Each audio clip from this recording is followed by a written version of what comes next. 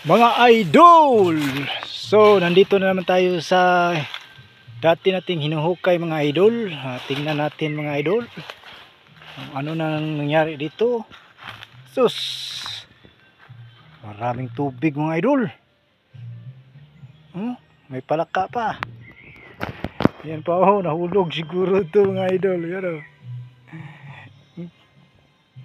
Nagmapo sa kahoy. Nakapatong sa ginawa nating tulay. So ang nakakataka lang mga idol, maraming tubig, wala namang ulan mga idol. Baka may ano dito mga idol, source ng tubig dito mga idol. Ayan oh, marami na,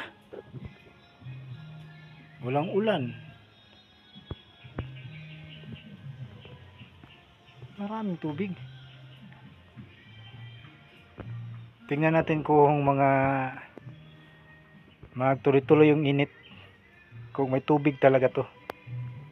Ito malalim oh, malalim yung tubig mga idol. Tapon pag hukay ko nito mga idol, medyo basa nga talaga. So wala namang ulan kagabi, wala, kanina wala din. So maraming tubig.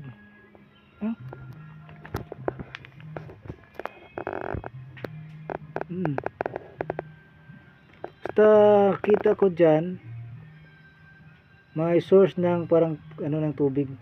Ewan ko lang, baka sa nung nakaraang araw malakas kasing ulan, baka ito yung nag-absorb sa ilalim ng lupa, baka ito yun.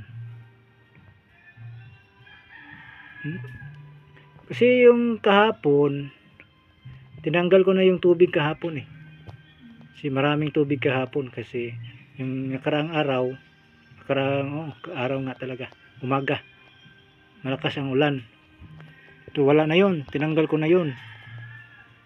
So kahapon may medyo konting basa, tapos nadagdagan ko ng paghukay, wala tong tubig mga idol nung iniwanan ko, pero medyo basa siya. So ngayon, ayan oh, nung oras ngayon mga alas 2 na. So maraming tubig mga idol oh. Kita nyo naman mga idol oh, daming tubig mga idol.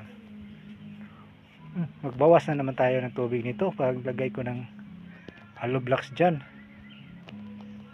Babawasan talaga to. So yan lang mga idol, marami palang tubig yung hinukay natin kahapon.